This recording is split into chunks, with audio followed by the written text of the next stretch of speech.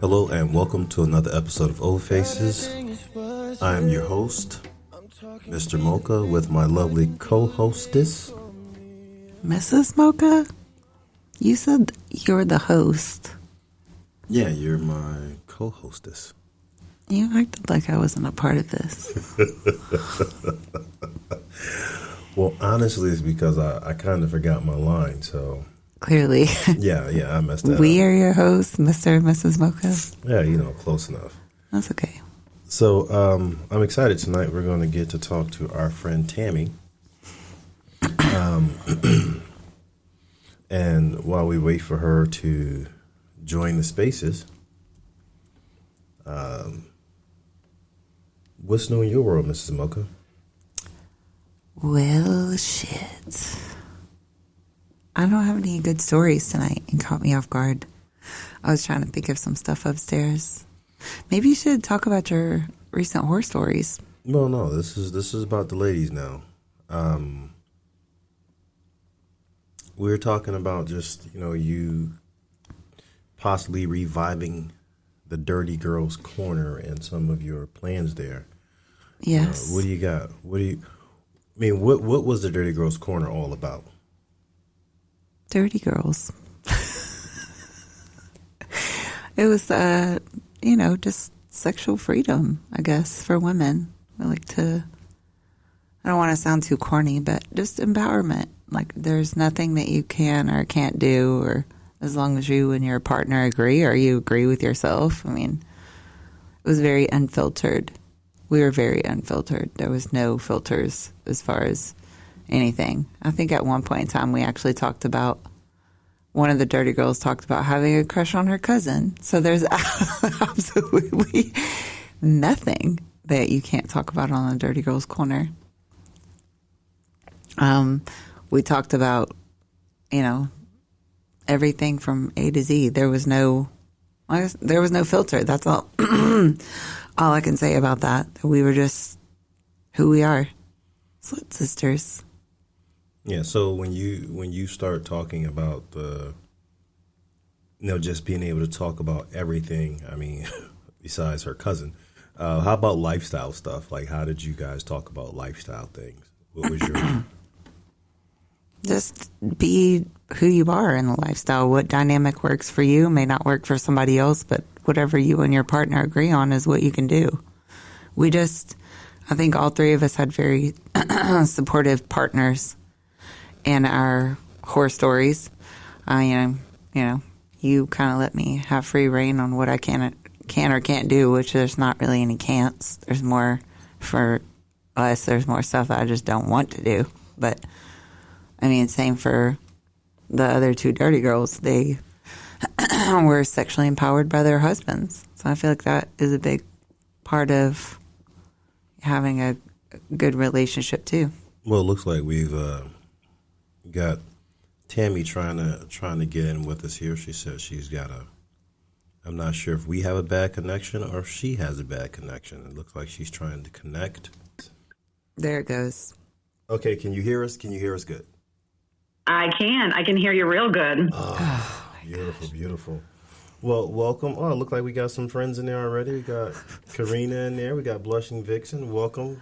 It was also our fault because I spoke it into existence when we talked on the phone earlier and said, see you in 3 hours. It was a real thing.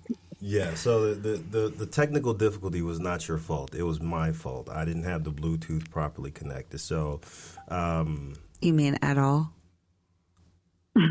Yeah, no, I didn't have it connected one bit actually. So, but fortunately, my wife, she was like, "Hey, is it connected?" And I was like, "Well, shit." So, welcome, Tammy. Thank you. I'm glad to be here. So we're going to start off by getting to know you a little bit. Okay. All right. I'm a little nervous. I don't know what's coming yet. That's okay. That's all right. You never know with these two. It can go anywhere. No. Mr. Mocha is going to be in charge of this episode.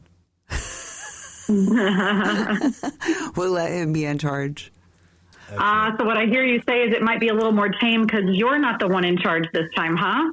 Yeah, no. No, I am in charge. I'm always in charge of that stuff anyways. Yeah, well, see what happened when she wasn't in charge and I didn't push the button, so here we go.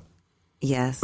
I mean, I'm glad that I thought of it because I was kind of getting worried, like, did something happen to the equipment? I'm glad it was just it was, what do you call it? Technical user error. Oh, yeah, User error. So we don't put everybody to sleep. So we're going to start off, we know that you are in the lifestyle. Tell us how you got into the lifestyle. Tell us where you began. Okay. Well, once upon a time, I kind of popped into this bar in my area, in my community, and was kind of like forcing myself to get out there and meet people in my single era. So I thought I can be a real shy, awkward type and sit in the corner and look at my phone. And I thought I really need to push myself and be a little more social. So I sat at the bar and a couple of these ladies came by and sat down and we hit it off, started to talk. And one of them disclosed that they were in the lifestyle. Her and her husband were in the lifestyle. And I was like, oh, great. That sounds interesting. And so we chatted a little bit. It wasn't a huge part of the conversation. But the next time she was like, hey, come meet us out here the next time we're out here. I said, okay. So she did. And I met the husband. And before I know it, they were introducing me to other people. They have several meet and greets that they would kind of tag me on and invite me to. And that's kind of how I got started in the lifestyle. I'd already heard of it. I knew that there was a community, but never saw it like in the wild myself. So how do you, well, I guess, no, the next question is, what was your first lifestyle experience? First lifestyle experience was a house party. So this couple invited me to a house party, and the one that I remember the most probably is actually it was the first one, was a New Year's Eve party. So it was kind of a bigger one where there were several people, and I got my first sampling of that, of at least I can be pretty voyeuristic, so that I was there to observe and kind of just take it all in. So that was my first experience of truly being at an event where people were mingling, there was a playroom, all the fun things were happening. Okay. Mrs. Mocha? I missed the last part of it because she something was muted again. So she basically, her first party, she just looked at things. Oh, you're a voyeur. Oh, for sure. For sure. I love being voyeuristic and learning about things, kind of taking it all in with my eyes first. So that was an experience that I went to that. I did go with a date, so I felt a little safer than trying to enter in as like the single woman, not knowing I had all these ideas that probably a lot of people have that are not in the lifestyle or the vanilla folks out there. I think I was like, is this going to be a free for all? And am I going to be safe? What's going to happen? How uncomfortable am I going to be? But what I learned was everybody was so welcoming and so friendly, just really nice, very talkative and personable. I really enjoyed my experience there. So did you go home and fantasize or fantasize about what you wanted to do next? Like, how did you go on to the next step? Well, I was there with a date. I went home and had lots of fun with the date. So, yes. So you didn't just watch everyone else and have to go home and use your toy. Got it. Yeah, no, he was my toy. So he was a very good toy. But yes, then I realized, right, it kind of caught fire on how exciting and erotic it is to be in that space where people are very open and free. There's no like real inhibitions around this. Everything's kind of normalized, and it was just freaking fun. I can relate to what you said. It felt very free. I think that was how I felt like the first time we went to a huge party. And I just thought that everyone was just like me. That was not the case. But I thought that everyone was like wanted to be naked and just have sex with everyone else. But I realized that some people do have like some reserves. But I can't remember. Yeah, that's me. I'm the reserve party. I'm the one that's like, I will probably befriend you because you're going to help me come out of my shell a little bit. I find the fun ones and try to start some conversation, and you can help bring me out of my shell a little bit because I can get there, but I can be real awkward at first. It's always more fun if you have a friend to do it with. I do way more if I have like a friend. I also do way more if I have a friend, because if I want to take a friend or a break, my friend can just take over, and I don't feel like I'm just leaving whoever like high and dry. I'll be like, oh hey, come get in on this. I'm gonna go get a drink of water. So when was that introduction? How long ago was your introduction to the lifestyle? How long ago was that? I can't hear you. That was probably, 6 or 7 years ago, somewhere in that range, 6, 7 years ago. Okay, and from the time that you're introduced to the lifestyle, how long was it before you played in the lifestyle?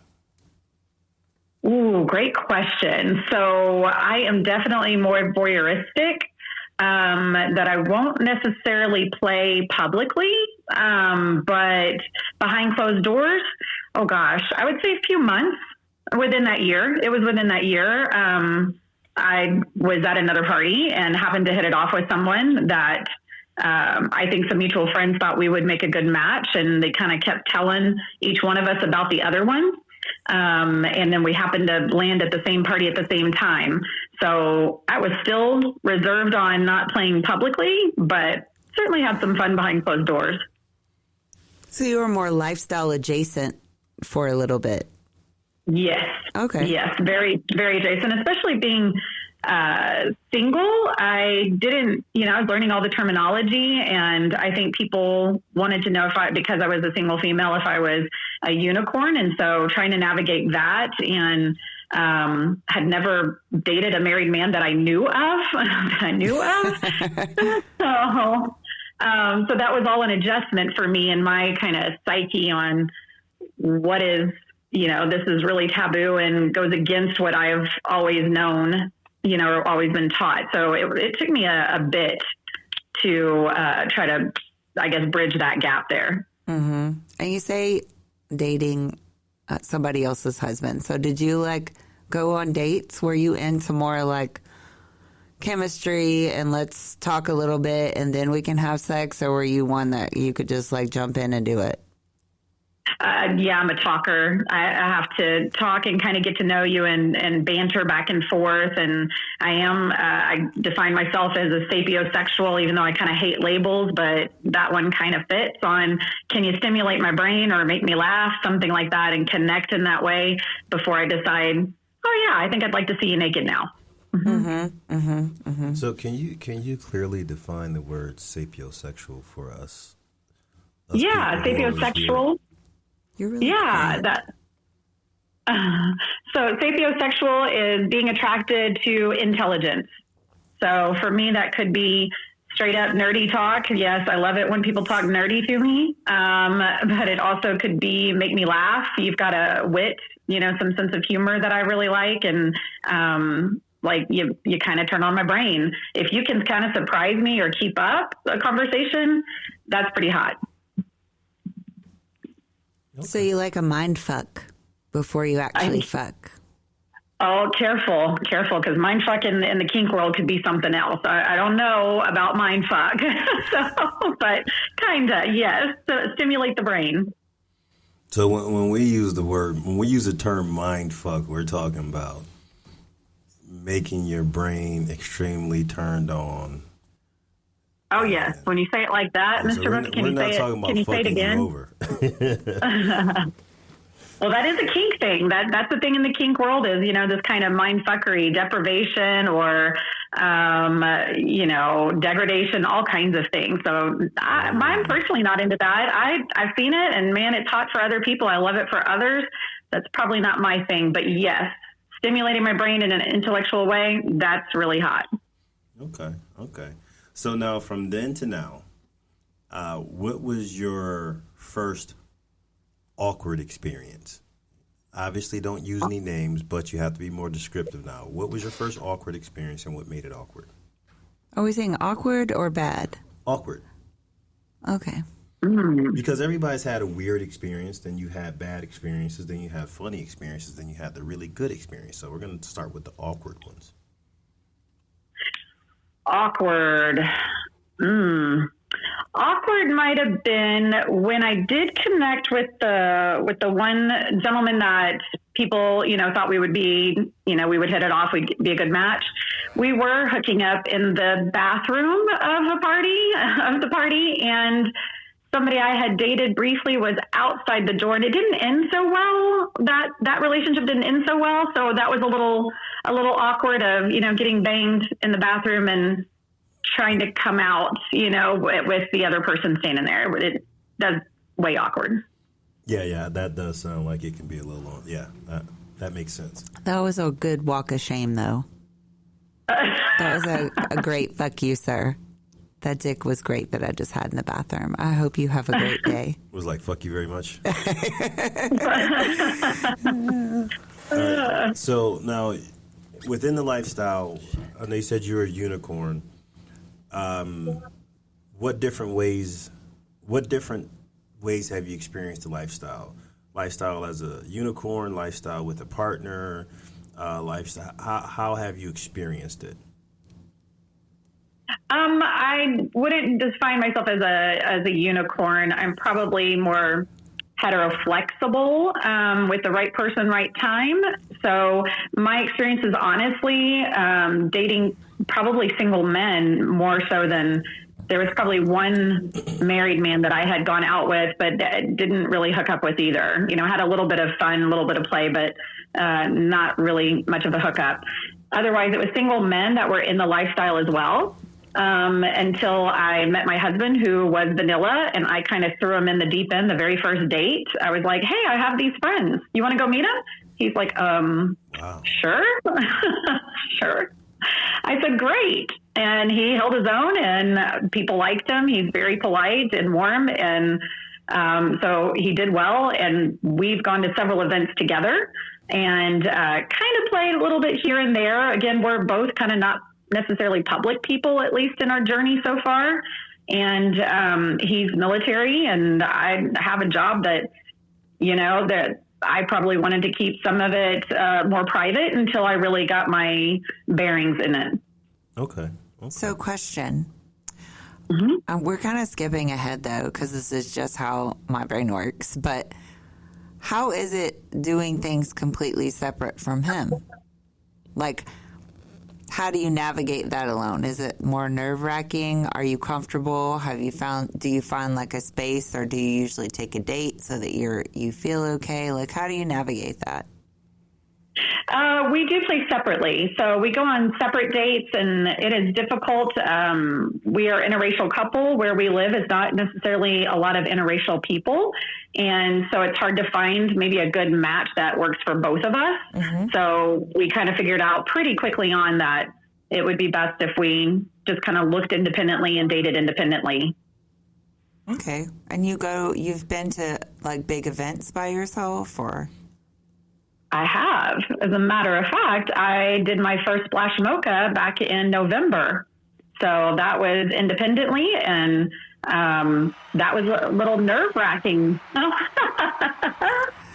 And you seemed like you had been there the whole time, because I think I met you during the podcast there. Yes, we did meet at the podcast, and I appreciate you saying that, because I do tell people I am pretty much awkward as fuck. So I'm so glad that it didn't look as awkward as I think I am. I agree, not that you're awkward as fuck, but that I can be awkward as fuck also. But there are several people that are like, no, you're not awkward at all. I think maybe that means you have a really good game face. But I can be honest, I've been to like parties and house parties and stuff like that, but never like a huge event without Mr. Mocha yet. I don't know.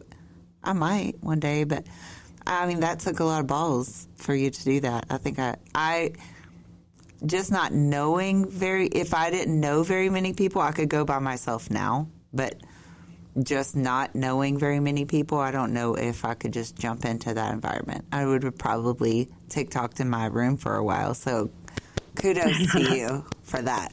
Well, thank you. Thank you. I do have to confess, it's confession time, that I had met a guy that has done many Splash Mochas, and through another mutual friend of mine. And we hit it off and had kept in touch over the past, I don't know, 3 years or more, 4 years maybe. Mm-hmm. And I had already signed up by myself, thinking I was going by myself. And I reached out and said, any chance you're going? And he said, actually, I am going to go. I was like, oh, great. So I was so lucky to have him kind of under his wing and for him to introduce me to people and say hello. And, but I have to say, even as much as I am so grateful to him, people really at Splash Mocha are so also inviting and warm and friendly. It's all family there. Once you've been there, they're like, hello, you keep seeing them running across the same people. It was such a great environment. I really cherished the time that I had there. As nervous as I was, people really did their best to make me feel comfortable. I think people are actually drawn to the newbies. Like, not saying like you're a new person, but, new to Mocha. Like, there are a lot of people that are drawn to that. Because I feel like everybody's like, oh, I've been there, done that. And my first one was overwhelming. Because you don't know what to expect. Because I don't know if you've had the experience, but the experiences we had with, like, I don't want to be so mean and say this, but I'm going to. Single guy parties, quotations, or single guy events that we'd had in Atlanta before we went to Mocha. I cannot say that they were all bad because they weren't, but Trapeze was like our biggest place to go for single guys, and they started just there's no, you don't have to be lifestyle to get in, so you just didn't know what you were going in for. Somebody might be kind of grabby, they may be, and I don't mean like violently or anything like that, but just like when you're in a club, they like kind of grab on you like, oh, hey, how are you? And they don't have the social etiquette. Correct. Splash Mocha. Thank you. The great thing about Splash Mocha is the time that's taken. We do a single guys seminar, talk to the guys, just break down simple etiquette, mm-hmm. and then the other guys help guys with etiquette. They talk to the guys. So the cool thing about Splash Mocha, outside of the house parties that we have, when we do house parties, we go through, like I go through and talk to each guy. Everyone's vetted though. Everyone's I've fucked vetted. All of them. We talk to them all, behavior, and for a convention or a hotel party, Splash Mocha is probably the only one that I've seen the level of vetting. So yeah, I definitely think that changes the game as far as and safety has never been an issue. I applaud you for going. Safety's never been an issue at Splash Mocha. I applaud you for just walking in and not knowing, because I would probably be anxious ball of crazy if I don't know things. I think that's, Mr. Mocha and I appreciate that. Yeah, Mr. Mocha and I, the only time we kind of headbutt a little bit is if I don't know enough information, I ask him 100 questions and he's like, do you trust me? Just do it. Okay. But yeah, I think I would, I like I said, I applaud you for that. That's a big step. It was a big step. It was definitely very stimulating and could be overwhelming at times. But like I said, I think that the people who attend, I know that they probably have been there themselves and understand that. And I think they really help the newbies along. And stepping into that space like that, what do you think, like if you were talking to a couple or lady who's going for the first time and they were having a hard time taking that step? I always feel like every time you do a thing, you grow from it. What type of growth do you think that you felt from doing that, from taking that step? Or what did that do to you? That's a great question. I think that it really boosts your confidence in walking into spaces where you don't know if you're going to be accepted or welcomed or not. We've all been there, walking into a space or a situation is that, will we fit? And that what it did for me was kind of say, fuck it, let's try it. I didn't have any expectations. I didn't set any expectations for the event. I thought if I go and connect with people in ways of just even just for community. That's it. And I walked away from that, and I met some new friends, and that was a success. So for me, it was kind of resetting expectations, pushing my comfort zone of being this individual in a space like this where I feel like everybody's going to know each other and I'm the odd man out. Helped me overcome that and again, push myself, kind of circling back to when I was first trying to get out. I can be really shy, and that helps me get more confidence, I would say, by talking to people. And the reflection, every time you meet somebody new and engage, whether it is sexual or non-sexual, you learn more about yourself. You learn more about people, but you learn about their reflection of you.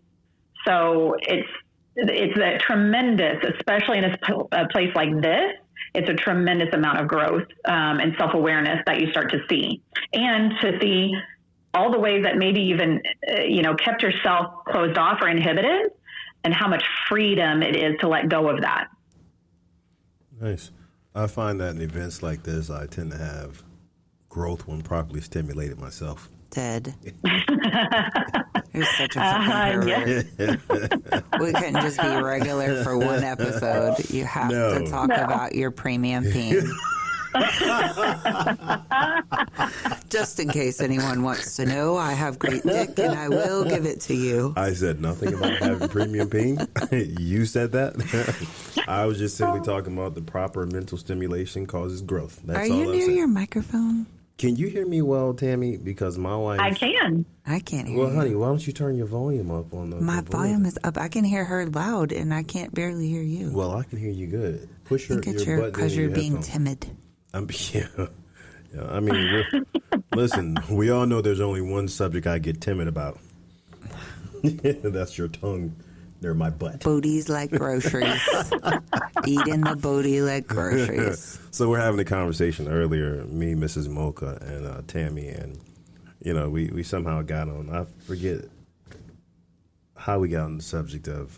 Eating ass? Yeah. Mm-hmm. How do we ever get on subjects of anything? I don't know. It's bunny trails. Yeah. And would you say, Tammy, when I answered her question? Oh, yes. You answered it like a question. She was like, so I can't eat your ass? And you're like, well, you can. And it was such a strange sentence that came out of your mouth, just because it sounded like a question instead of the normal Mr. Mocha, I state things and there's no apology for it. She was staring at me like a predator at the time. I was a little nervous. I kind of had the urge to start, backing up slowly. His face froze for a minute, but it was fine. Yeah. She only my wife can make me respond in certain ways. But I almost felt the clinch too from all these miles away. I almost felt a little tiny clinch on your end there as well. So yeah, it was a lot of years. I mean, Mrs. Mocha used to massage me. We always talk about it, and I had to clinch because I didn't know she was trying to get me. I had to keep an eye on her back in the day. Literally, back in the day, feisty. I would massage his back, but I would always think damn, his glutes are fucking muscular as fuck. But I realized for years he was clenching what am I doing to your ass? You asked me to massage you. What in the fuck am I gonna do? Look, I'm gonna be, if I'm gonna be face down, I won't be ass up, okay? All right, I had to make sure I was protecting my assets while I was laying down and she was massaging my back. You never know who might try some weird shit on you all of a sudden. I had no desire to touch your ass. Well, I appreciated that. So you were good. So as we move forward, so we got past the awkward moment. What was your best lifestyle experience outside of the house, outside of Mocha, but just in the regular, whether it be a house party or even somebody, or some interaction outside of Mocha? What was your favorite so far? Ooh. No, I don't know. That's a good question, because I'd have to go back to Splash Mocha. And I think the reason I would say there is it wasn't just one experience. It was several that there were so many different aspects or facets of Splash Mocha that made it such a high that leaving Splash Mocha, there is a drop, and the drop is real. It's like, dang, you got to go back to real life after this. It was hard to step out of that space, and you feel like you've made all these new friends and they really get you and you get them, and then you walk out of there. But it was such a high being there. There were so many different activities or conversations, different things that made it amazing. Yeah, it's like they put Molly through the air vents or something. Or Yes. when you leave, you're like, shit, I'm so kind of happy, but I need like 3 or 4 more days off work to get readjusted to being back in not fantasy land. Yes, that's exactly right. But it's brought such memories too that are going to last a lifetime as well. That, you know, you get to, people say you get on that deathbed and what do you regret? Like, I can feel like I did not regret that. In fact, I would have regretted not allowing myself to go, giving myself permission to go and pushing myself to go. That I'm really proud of that moment as well. So I would say that. Outside of that, I don't know that it's one experience. I think it is meeting the people I've been able to meet, talk to the people, get to know them, and opening up my mind to so many other things. It has opened up not only swinger lifestyle stuff, but also so many other facets of how you can have a different relationship than what we're scripted, right? What we're handed down as this is the right way to do a relationship. There's no way to really kind of do it wrong as long as everybody's consenting and content. So that has been amazing. As far as sexual experience, gosh, I don't know that I have one in particular that would stand out, just because I feel pretty euphoric for all of the activities that I've been able to participate in. So each person brought their own stuff. Mrs. Mocha's going to have to take you on a journey with her, and then we'll see if you... I'm dead. Not a journey. Yeah, like it's just like a sex journey where she brings a couple of friends and y'all do some wild shit. Then you come back and have a different report. He'll like it. If that's what you like. I mean, I do have a... what do you call them? What would you call it? A group of men? If we wanted a group, we could have a group. She has a plethora of options for you. And they're all... I don't want to brag, but they're all pretty good dudes. Pretty good dudes. No brag. They're all pretty good dudes. Yeah, she's got some good guys who comes around. So now that you know you hit a couple points that I like number one, and you and Mrs. Mocha kind of both hit on it. Whenever we go to like a Splash Mocha or any nice good event, to me it's almost euphoric to be in an environment where like no one can judge you. Like, you can't judge me here. Everyone's here for the same thing, and all of a sudden I think it's the only time that I'm able to be in an environment surrounded by people where I can relax, because anything that I say is okay, and all the things that I'm currently thinking, everybody else is on the same page, as opposed to most of my life where, you know, I'm thinking about... Your cheeks are clenched. Oh, sorry. Was that on the podcast? That's only around you. But I do like that. And another thing was the touching on the freedom aspect. You know, there's a certain... It's not the freedom aspect, the concept of there not being a wrong way. We have conversations constantly with couples, with people, and oftentimes people come into the lifestyle, they're introduced by a couple or by somebody else, and they teach them to quote unquote lifestyle the way they lifestyle, as opposed to saying, hey, there's all of this that you can try. And so that'll kind of segue into something else that we spoke about. What is your occupation, Tammy? I am a relationship and sex therapist in Texas and Colorado. Sex therapist. That's right. Say it slower. Say it in my ear. I like it.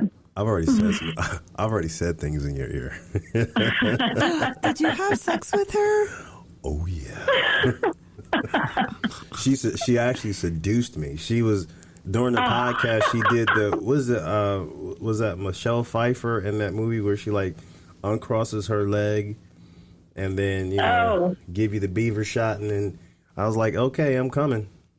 No, that was Mrs. Mocha. That was Mrs. You guys, the redheads, confused now. Remember, she was in the podcast, and you were like, "Hey." No, she was sitting next to me. You were directly in front of me. I know you had jeans on. I wasn't sitting next to you. I'm imagining that those jeans were a skirt. That's what I was imagining. At least that's what I was imagining. That made me invite you to see my room. Would you like to see my room? I'm so dead. So Tammy, you want to hear about this?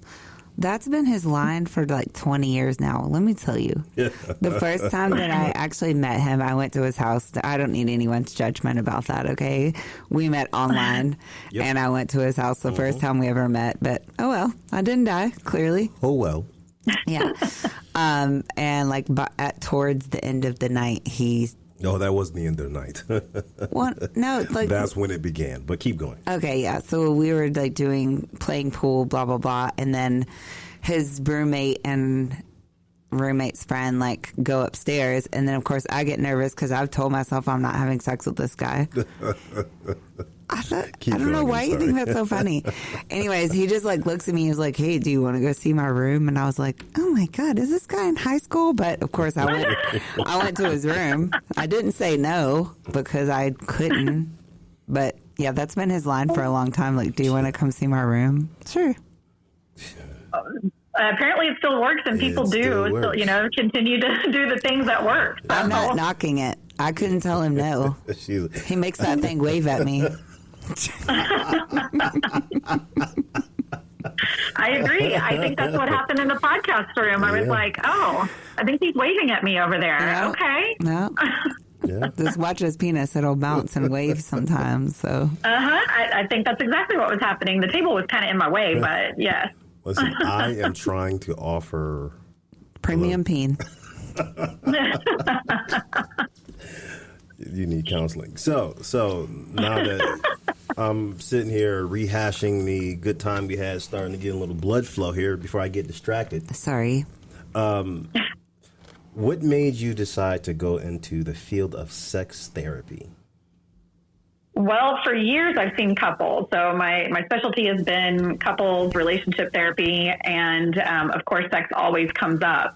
I actually have been interested in it for a long time and been working with couples a long time, but I really thought labeling myself as a sex therapist would hurt my career. Honestly, I live in a pretty conservative community. However, there's a really great, thriving swinger community within it. But I really thought that would hurt me professionally until I got to a point where I'm like, fuck it. This is what I want to do. And I think there's a need out there for it. And I just love going deep, real deep into this. So, me too. Bring it on. I know. As long as you remember.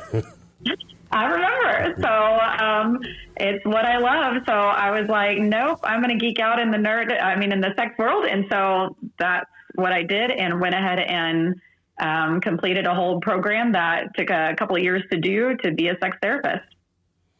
Very nice. So do you feel like that's helped your sex life? Like you be more sexually open or free from like teaching other people about it, I guess, or I do. I think the more I learn, and I actually travel the world and learn sex in different cultures. So I've been everywhere. Well, not everywhere, but I'm trying to get everywhere. So I've been to Jamaica, went to Hedo 2 as a training and, quote unquote research, Amsterdam, Berlin, Prague. I feel like I'm forgetting something. Oh, South America, several things. I took a swinger type cruise and hit several ports in South America with my travel group. So, yes, I think that the more I learn professionally and teach others, and people teach me, my clients teach me every day as well. I learn more and become more and more broad. I think the more we learn, right, the more we realize we don't know. There's so much more out there to know. So, yes, I think it's helped me professionally, but I also think it's helped me personally because it allows me to explore things and go, somebody taught me something new. I would think I might want to try that, or I'm curious about that. So, yeah. But to be honest, Mrs. Mocha, I was probably already fucking good. I'm just a little better now. Yeah, I agree with that. Oh, sorry. Oh my God. That was What is happening over there? Mr. Mocha is well, just that was pressing one of buttons. Mrs. Mocha's training courses. I'm so tired. I was. She's done a lot of training on her back. I have. Mr. Mocha Hey. taught me a lot. I can tell you that. I was already like sexually free in my own mind, just not allowed to anyone else until I met him. Yeah, I couldn't. You know, like you said, it's a stigma. You're not supposed to talk about it. It's socially unacceptable or whatever to talk about those things. And, you know, it's now I mean, I'm still careful, of course, but I mean, I think even some people from work know now that we have this podcast, but no one's ever said anything so far. So here we are. And it's crazy how much we man. still work at it. It's crazy. We still work at it. And I mean, over the years, the amount of people we've talked to and we've coached, we still learn more about ourselves all the time. Like, it's crazy how now there were so many years where I felt like I was, I created this goal for Mrs. Mocha to be sexually free.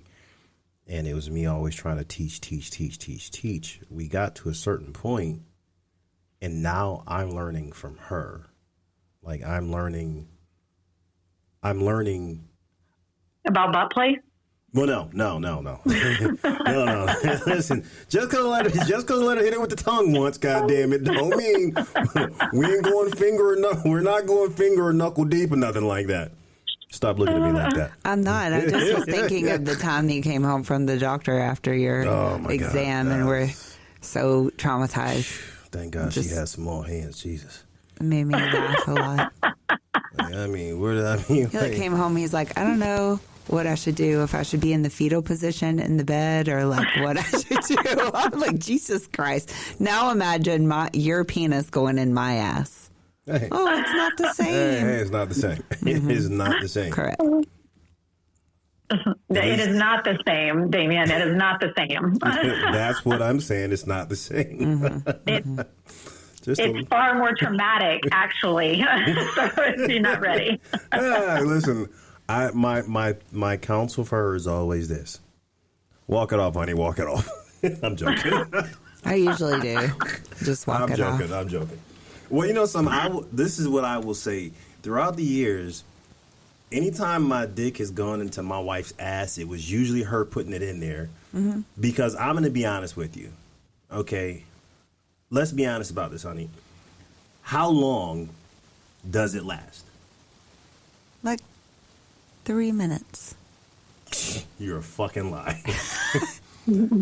It is like 3 minutes. Let me tell you something. I've only lasted more than about 45 seconds in her ass. I always tell her, I'm like, listen, when you put it in there, it's a race. I'm going to come, okay? If you want long sex, don't put it in there. And sure enough, she'll put it in there, and then she'll be like, she'll start coming for 40 minutes. Like, I hate when she does that. Like, literally, like, I'm trying to hold it together. I'm trying to be strong, and then she'll say, I'm about to come. Okay, like, that's literally a trigger. And it's like my dick is listening. I'm like, don't say it. And she says it. And now I'm expected to keep this up. And I'm like, it's over. All right. You have from the time I come to the time it gets soft and I roll over into the fetal position for you to get your shit off. Like, you better come because you ruined it. You should have screamed into the pillow. And I've probably 30 seconds, 45 seconds. He's exaggerating. Okay. He's really exaggerating. Don't ever last long in there. I've never been able to get the whole thing in there. Yes, you have. No, I haven't. I have a whole ass fucking video of it. I have 3 or 4 videos. Really? Yes, I do. You have. I didn't think I made it that long. Daddy. I didn't come in like 2 seconds. No.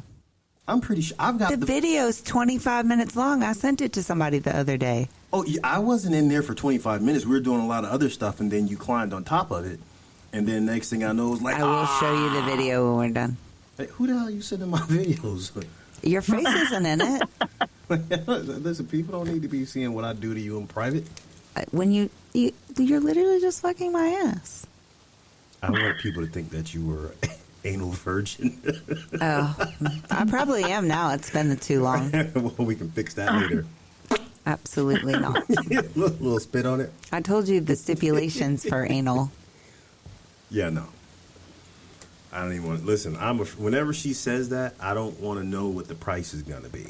You know, it wasn't anything bad. You're making it sound like to everyone that it was bad. It's not bad. It probably was. I don't know. I need to know now. I'll tell you curious. Offline. Oh, I know. Right? I'm nervous. What the hell? You remember you had to carry something for me if that happened. Oh yeah. That is fun. I'll just say it.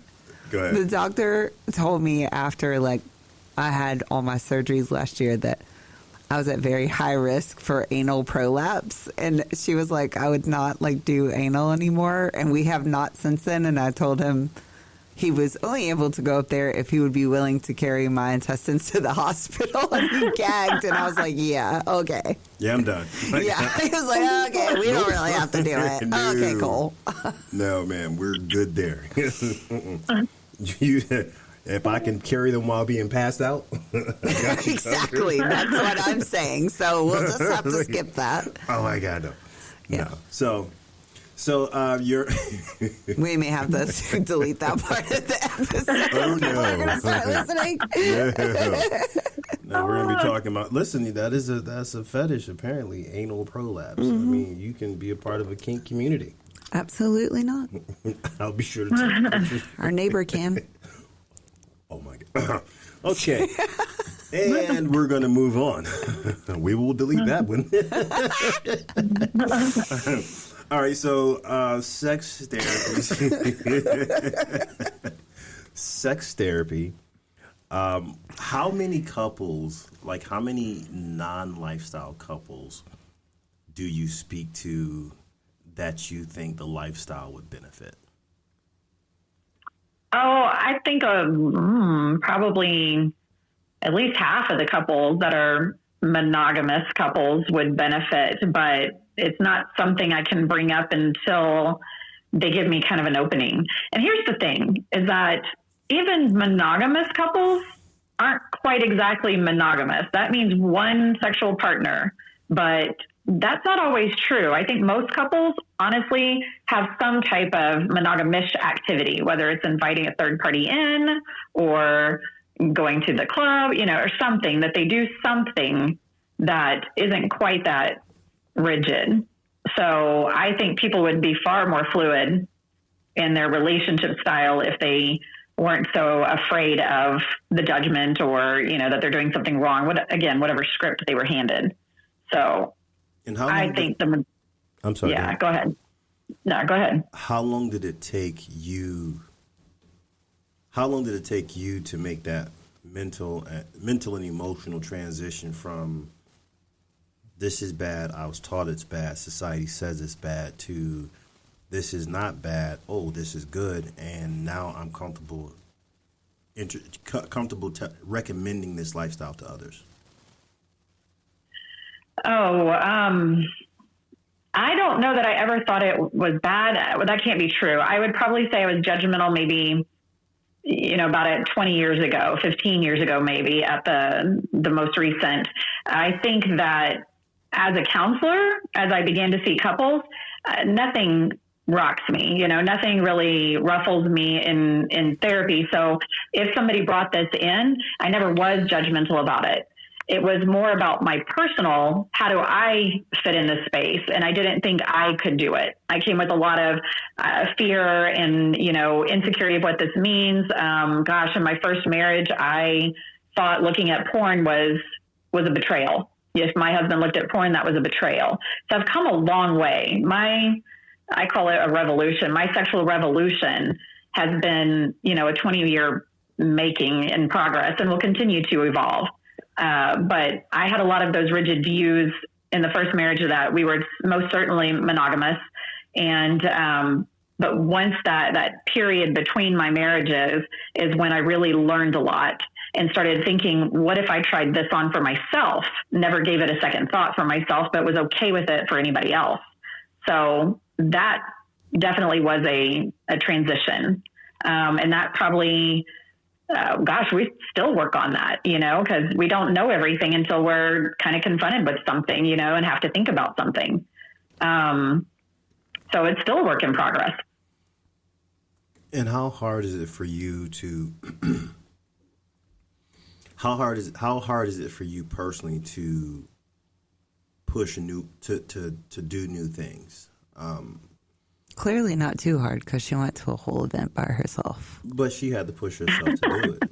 So is it, how big of a deal was that? That's like jumping off a cliff. She was maybe to you, it might not be to her. I don't know. I'm just kidding. Go ahead. It was. It kind of was. Well, and I'll be honest, I signed up for it kind of on a high of something else. I also do presentations for conferences and talk about sexuality. And one of my biggest topic that I research is cuckolding with race play, or interracial cuckolding. So I had just done a presentation in St. Louis, and it went over well. And I was really kind of honored and surprised by the feedback I got, that it kind of really ignited that I think I need to do more. And so I was like, but I need to immerse myself in this. I know it from a certain standpoint, but man, Mocha would really immerse me, right? Really get me in it. So I signed up after this high of a conference. And then almost immediately, probably about a month after that, I started to go, oh crap, what have I done? What have I done? I need to back out. How do I back out? What do I need to do? And I just procrastinated enough that I couldn't back out. And then of course, knowing that a friend of mine would be there, I'd have a friendly face to see, really, really was helpful. But yes, up until, 2 weeks out, I was still trying to figure out how to backpedal out of that. So there's some things that pushes me, I have to really talk myself off the ledge or over the ledge. I like the way Mrs. Mocha worded it. It was jumping off the cliff. I had to talk myself to jump off that cliff. Yep. And just dive in. And I would have never had those experiences had I not done that. And now I'm all in. I can't wait for the next one. So, as far as new activities here and there, I don't think interpersonal one-on-one, that's not difficult for me to try something new. It's more of this there's a lot of people there, a lot of stimulation that can be overwhelming to me. Like gangbangs? I have not done that yet. So that seems like a lot of stimulation. I don't know if I'm ready. I like how you said yet. That's good. I can guide you through those. Oh, I just love you. I'm serious. Those are, I think my first few gangbangs were alone, and I'm fine with being with someone or with another woman or without another woman because I'm not super bi. But like I said, it's always more fun to do because it's almost like I feed off of my girlfriend's energy, So if there's another girl in the room and they're just doing they're having as much fun as I am having, I want to do it even more. Like I said, there's a few women at Splash Mocha that I actually hang out with probably a big percentage of the time because we don't play with each other, but we are, what would you call it? Well, they play next to each other. They partner up, and we're very good partners because she's like, oh yeah, take that big dick in your mouth. Oh, you're such a dirty whore. Look at her swallowing that whole dick with her pussy, shit like that. Oh yeah. While I'm fucking, and I'm like, crazy. Okay, bitch, that's hot. Let's go. So it's just encouragement, but that your friend is enjoying it as much as you are, even though she's not fucking in that moment because she needed a break. So I love that. Do you know that's the first time I've heard of something like that, Mrs. Mocha? I'm learning. I think I know a lot, and then I realize I don't. I never thought of this girl cheerleading on. That sounds really hot, and it sounds really exciting. I'm down. That's usually how how I do at most of the Mochas because I'll let you in on a little secret, but I also get overwhelmed with like one-on-one stuff. Not because I'm awkward. Group stuff is easier for me because it takes the attention off of just me specifically. I will do like one-on-one stuff for sure. More so though, you can ask Mr. Mocha with like people that I'm familiar with. And she transcends, so she's always like the group thing. But after she got sick and she was having challenges where sometimes she'd play and then she'd just have physical discomfort, you know, she started getting really paranoid that, okay, I'm going to start playing with this guy, and then halfway through, what if I start, you know, what if I have to stop or something? What if I got to stop because something hurts? Then, you know, she's a pleaser, so she was like, you know, I hate the thought of leaving this guy, so leaving him untaken care of. Nah, she's my fucking hero for that. So, you know, she started doing these things with the ladies, like where they were kind of teaming up, and they were aware of why they were teaming up with me. I would be like, hey, I need help. And there's nothing sexier, like, to me, like, and this is something that's kind of for both of you. So it's that concept of female power. Everybody came to our house parties and said it's the best parties they'd ever been to, but that was because we selected females who would feed off of them. The one thing that we learned at parties is this: if you take two females, one who's a complete slut and all about it and she wants everything, and one who's a prude, 9 times out of 10, the one who's wild is going to start being more prudish. You increase the group of women, if 50% of the women there are prudish and 50% are all out wild, the prudes will always take over. The prudes? Yeah, the prudes. The prudish women, they'll be wild. Okay, got it. If it's 50-50, they're going to always influence those who want to be wild. So if you have women who want it to be wild and they're looking at the prude group and the wild group, they're going to go stand close to the prude group because they're worried about judgment. So if you have a party with 90% of the women who are wild and 10% who are prude, that 10% is going to realize, wait a minute, what the fuck are we doing while they're all having fun?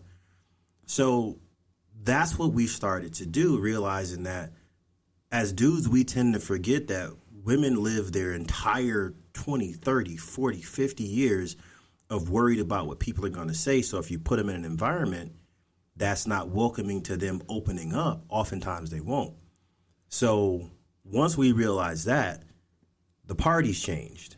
Once we realized that, she would go to Mocha and she would grab somebody she was like, hey, let's go. And 3 or 4 somebodies. 3 or 4, and you watch them in the room and it's like, what the fuck? You know, like, it's the craziest shit to watch them holding each other's hair, or like watch one holding 2 dicks and sharing with 2 women. Like, I've seen her in the middle of 2 women holding a dick in the right and the left hand, and 2 women, like, I'm like, what kind of alternate universe did I just step into? Or the last one in Atlanta where we had ATL Bull in there. Oh, yeah. And I was like, I cannot do him today. And the 2 girls were standing right there. I was like, oh, they got you. And the one girl looked at me like, I can't do that. And I was like, you got that, girl. She did it too. And then she fucked him and she was like, oh my God, did you see me take that huge dick? And I was like, I did. That was so good because I couldn't today. That's awesome. Well, going back to what you were saying, Mr. Mocha, I thought, here's the thing: is women are afraid of other women that judge them. We're not necessarily afraid of the men judging us. It's the women. Exactly. So we inhibit ourselves because of that judgment of others. So I am all about women uplifting women, right? Not a fan of the woman that is criticizing other women or, bad mouthing kind of thing. I'm not a fan of that. I really like the idea, and I think we all flourish when women build each other up and really are our biggest supporter. So that it's interesting that you say that, because I think that's exactly right. If the ratio is equal of prude to not to wild, then it is probably going to become more prudish because they'll be influenced by that energy and all in the judgment. But if you have the majority of the wild, it allows the prude to let go, right? A little bit they're the odd man out, and it doesn't feel good when you're the odd man out and you can't influence them. So you kind of, what is the saying, if you can't beat them, join them. So yeah. I actually felt bad at not bad, but I felt bad for some of the ladies because this whole time, I'm married to Mr. Mocha, so I do have a little more freedoms. But one of the ladies had sex with, 10 guys that night. And she was... No, it was 4, and she asked, was it okay? Yeah, was it okay to play with... She had sex with 4 guys, and when she left, she was like, oh, I kind of want to play with more, but... But I was afraid of what, the other ladies were saying. Meanwhile, we're out here riding 18 dicks that night. For real. There were 18 here, and we were riding every dick here. And I was like, well, who would say anything about you riding a dick? Yeah. Because in my mind, that was foreign for anybody to say anything. But then the husband reached out to Mr. Mocha the next day and was like, we want to come back to one of you guys' parties. And the next time she fucked every dude in the room. Boy. And just said, the place that I go normally. She never left. She took one room. And never left the room. She never left that room. Yeah. She was able to be free. But then they told us later that the place they hang out for lifestyle stuff, it's not, I guess, socially acceptable to necessarily do interracial stuff. Remember, we live in the South. Okay. Interracial stuff. So riding black dick wasn't okay. Yeah. And what else did you say? That, usually it's just one person that you have sex with at their event. And I'm like, well, who the hell said that there's a rule on who you can and can't fuck or how many you can fuck? That's like you said in the beginning, Tammy, that's how you play is how you play, and what you make it is what you make it, as long as everybody's consensual to what you're, consenting to what you're doing. Exactly. And Mrs. Mocha in the beginning, Mrs. Mocha was fucking amazing. Literally. Was, you're all right now. You decent. I might keep you around for another 4-5 years. I don't know. Thanks. But, so in the beginning, Mrs. Mocha, what I loved is she took my word as she followed instructions. Go have fun. Don't worry about anything else. And she would go into a room, and there were lots of ladies who in the beginning did not like her because she just went and had fun, and that was it. And the same women who talked about her behind her back, who acted like they couldn't stand her, all of that stuff. And I gave 0 fucks. She gave 0 fucks. But those same women turned out being her best, the people who loved her the most, and they would be the ones who, once they realized that it didn't affect her, and which was weird, they would they shunned her at first for being who she was, and once they realized she didn't give a fuck, then they kind of stopped, and then it was they were polite, and then it was, hey, how do you do that? And then exactly. Yeah, everybody's following her. Yes, that's what I was going to say. Is they're not really upset with her. They're not mad at her. They're mad at themselves. That's a bit of jealousy, right? That's in the vein of jealousy. That how dare you get to go and be yourself and be free like that when we are here, abiding by these rules or whatever it is, these constructs. So what they're actually upset about is that they are not allowing themselves. They're inhibiting themselves to be free, and the way we deal with that thing, that anxiety of it, is to then put it on somebody else, right? To judge somebody else and want them to pull back so that we don't feel so bad about our inhibitions. Yeah. Well, Mr. Mocha never made me feel bad about them. So I guess that was where, and I didn't realize, like I said, in my mind, that's just how everybody was, because he did just tell me, this is what you do, this is how you do it. Don't worry about this, but be respectful of people and, women and da-da-da-da-da. And I think I followed all the rules well, but I'm also kind of naive, because I live with Mr. Direct. No big deal. And if you're upset at me, you have to say, like, I'm upset at you. Otherwise, if we're speaking, I'm just like, oh, okay. So a lot of the women that did not like me, I didn't know until later. And it ended up being, silly stuff. Like, they were saying, like, I got arrested for dancing on the bar at some club. And I was like, oh, I got arrested? Okay. This is getting spicy. That never happened. But, just women like talking, but I didn't. He had to actually tell me that they were, like, upset that wasn't a good thing. Because I was like, oh, that's kind of exciting. And he was like, no, honey, that's not a good thing. And I was like, oh, okay. Well, what do I do? Just keep doing what you do. Yeah, and I did. Mm-hmm. I mean, I probably gave those people a side eye a few times, but nothing crazy. Yeah, and then after, they wind up being her biggest advocates. Like, now, those same women, if someone says something about Mrs. Mocha, they'll probably scratch your eyes out. But it was interesting early on to see that.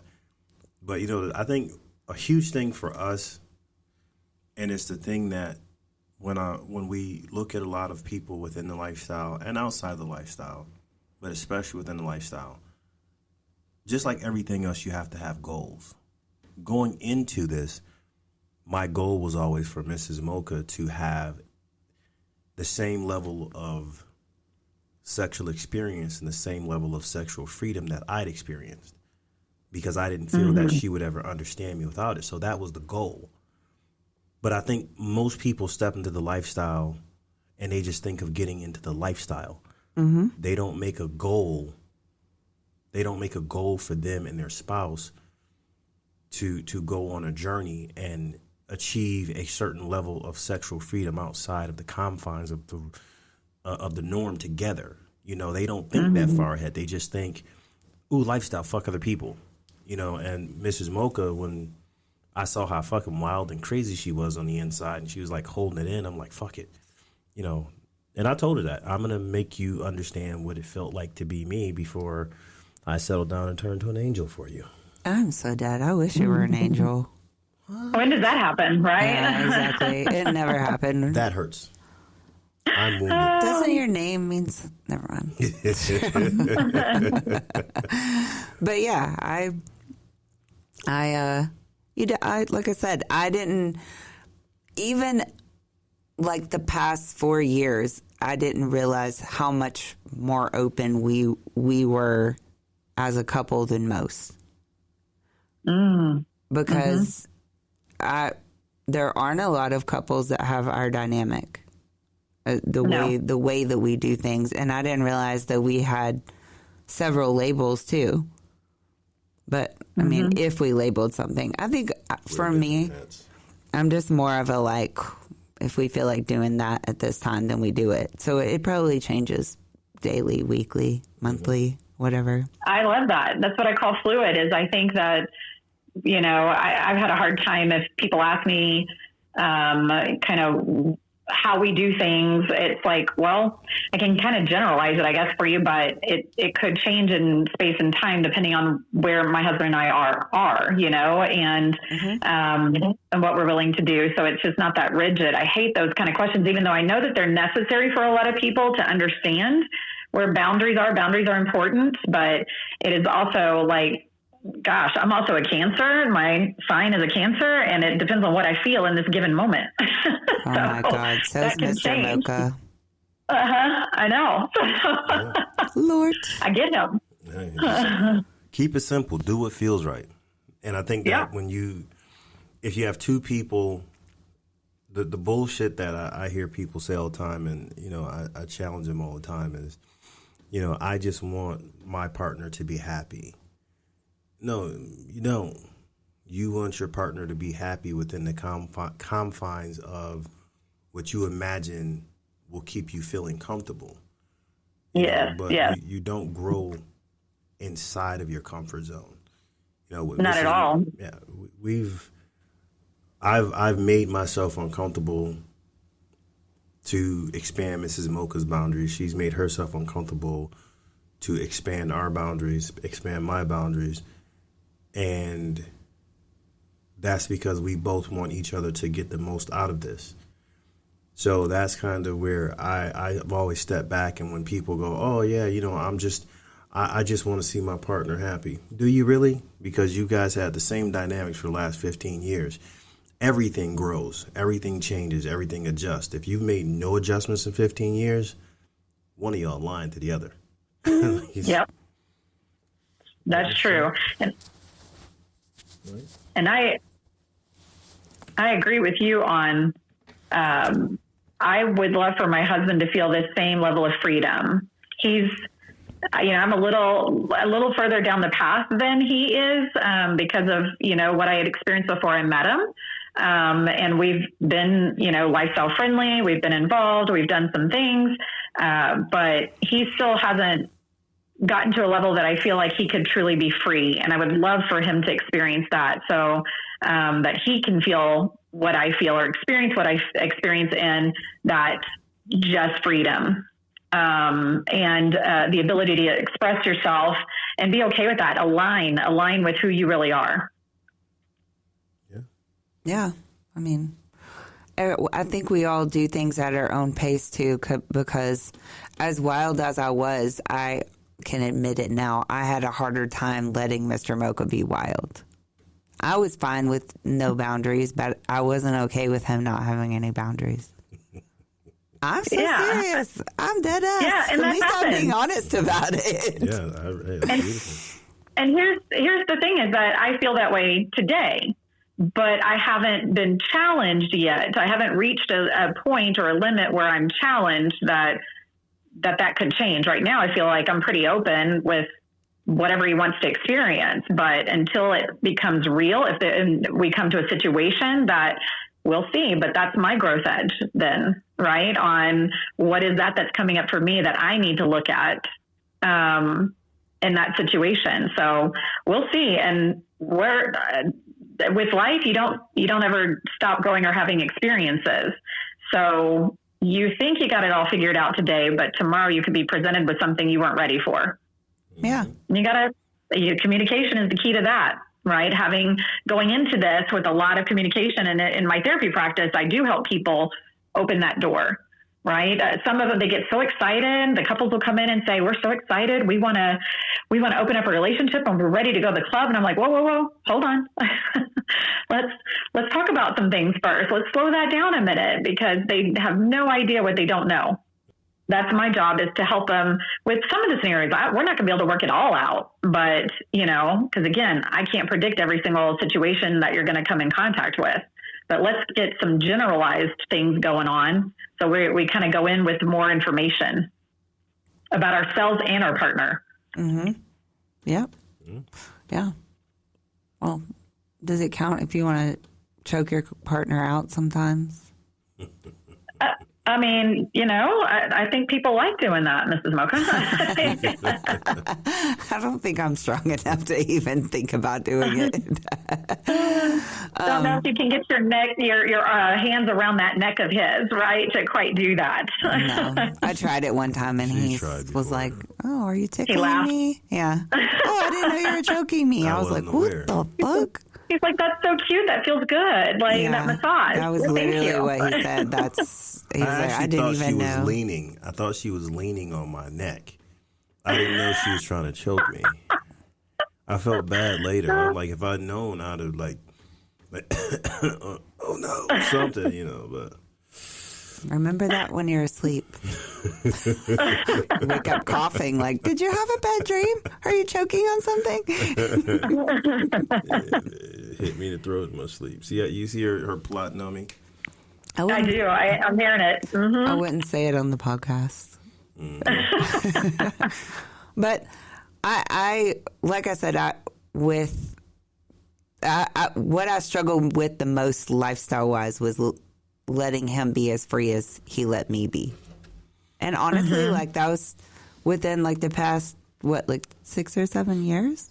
It took me a while for us to be on the same kind of playing field. And there were a lot of limits that I had to push, and there was a lot of, I can't say a lot. There were some tears. They weren't. Not from him. It wasn't so much that there were a lot of it was more me. I mean, I felt like, and I still feel like I have to lead from the front. I can't ask her to watch me do anything that I haven't shown her that I can watch her do multiple times. To me, the important thing is always, a lot of time it comes down to, you have jealousy, but you also have the fear of, if I do this, will you still love me? If I do this, will you still respect me? If I do this, will you still treat me a certain way? Or what if you fall in love with someone else? Yeah, all of those questions. So in order That's to a very common one. Yeah. So I watch you do it for an extended period of time, and then I ask you, do you still love me? Yes. Do you still trust me? Yes. Do you feel like you're falling in love with somebody? No. So you do see it's possible for this to be done. And to me, that's leading from the front. Once we've established that, that I'm not going to leave you, I'm not going to treat you bad, I'm not going to fall in love, I can deal with jealousy. Jealousy, I don't mind making you cry because you're jealous, but I'll never make you cry when you legitimately feel like I may not love you if I do a thing. So everything that we did was me getting past the part where it was like, okay, I can prove to you that you're never going to lose me or lose my love or lose my affection. And then jealousy, okay, I don't mind if you cry because you're jealous. I don't like it, but it's... That sounded really dickheadish. Yeah, I know. Let me soften that up as a therapist. Thank you, Sam. Thank you, Tammy. Thank you. Come to my rescue. Let me reframe that. I think what he's saying is he's not going to save you from your emotions, which we shouldn't. We shouldn't rescue our partners or our loved ones, our kids, anybody, from how something makes them feel. But he's saying, so I'm not like that. That's yours, right? That's your stuff. However, I never want you to believe or have this, fear that I'm going to leave you. You're going to feel normal things. Jealousy is a normal emotion. So, and it's not a bad emotion. It can actually be a good emotion. It can motivate us to do something. So, he's saying that is normal and okay, and I'm going to let you feel that. But I'm not going to let you feel scared that I'm going to leave you. Yeah. You're my official translator. I'm so dead. Just chat GPT it next time, Daddy. No. Ladies and gentlemen. Sound softer. Make it sound a little nicer for my wife. And just for anyone who's listening, Tammy does do counseling. And she can do counseling for anyone, anywhere. Tammy, where can they find you so that if they need you, they can reach out to you? So my website is thepleasureprinciples.co. That's .co. They can also find me on Facebook under The Pleasure Principles, spelled with Z's. I'm on X. I'm on LinkedIn, Instagram, any of those things. And I'm also under Tammy Fisher. That's my Facebook page as well. But thepleasureprinciples.co is the best way to get a hold of me. If you're wanting some coaching or some therapy, if you're in Colorado or Texas, I am licensed there. But I am able to provide kind of coaching service or guidance for you anywhere. Now, Mrs. Mocha searching. She just looked. Oh, your website is very nice. That is a very good looking website. Yeah. Thank you. So, everybody make sure you check it out. It's like legit and all. Yes, she actually knows what she's talking about here. Look at it. Okay. No. On Facebook, it's pleasure, spelled with a Z instead of an S, pleasure.principles with a Z instead of an S at the end there. All right. Pleasure.principles with Z's. Oh. I think we still. Yeah, I mean, I don't do the spelling, so, my wife will figure it out. Or you can just, look for our Facebook, which is OFACEZ, OFACEZ. So if you see ours, click on that. Anyone who's not. But in the meantime, while Mrs. Mocha's looking this up, everybody, we always like to support, people in our community. And it's it's even better, especially from a lifestyle standpoint, to talk to someone, a counselor or a therapist who has lifestyle experience. When you talk to people who've seen a therapist with no lifestyle experience, even though they can give you good information when you need help, there's still certain nuances that they miss. So I would always recommend, speaking to someone who, like Tammy, who actually is in the lifestyle and interacts with lifestylers, because not only is she constantly being educated secularly, but she's also in the field with hands-on. And, I can tell you from personal experience, she really goes hands-on. Okay. She goes hands-on with her therapy, and I'm a better person for it. So I do like to get all in the grooves of everything, all the little nooks and crannies. I am that person. I do like to go deep and learn about things because I think I can show you more and reflect more to you when I can do that.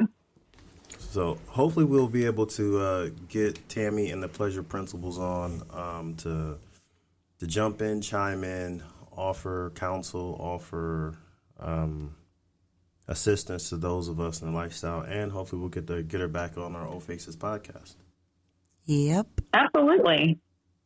So this is it's always fun talking to you guys, and so yeah, anytime I'm happy to come back. And thanks for jumping on so last minute. Of course. I mean, what else am I doing on a Saturday night? This tells you, just how exciting my life is, right? That I'm like, sure, I'm not doing anything tonight. Let's do it. We're the same this weekend. Sometimes we're like extremely busy, but we're the same. It's too cold to go out anywhere around here. Thank you. Yeah. Yes. We're literally wearing robes right now. So yeah, no desire to be out in the cold. Yeah. And this was actually more fun than anything I could have thought about doing anyway. So, well, except maybe sex, but I'll probably get that later. So we're good. Yeah. I was definitely going to say I can recommend some fun stuff, but that'll be when you come visit us here in Atlanta. And maybe Absolutely. If I see you at Mocha, that we could jump some dicks together. All right. Woohoo. No pressure. Okay, no pressure at all. My wife is a mad woman. I mean, if you want to, it's only like it's just I'm just offering. I'm sure she'd be happy to. Absolutely. I'm looking forward to it. 2 or 3 women are always better than 1. And we'll get a whole bunch of guys for you. So everybody, thank you so much for joining us. Tammy, thank you for joining us. Until the next time, if you enjoy listening to Old Faces, please check us out at OFACEZ podcast, wherever you get your podcasts. You can check us out on Facebook, Instagram, and everywhere else. And until next time, goodbye from the Mochas.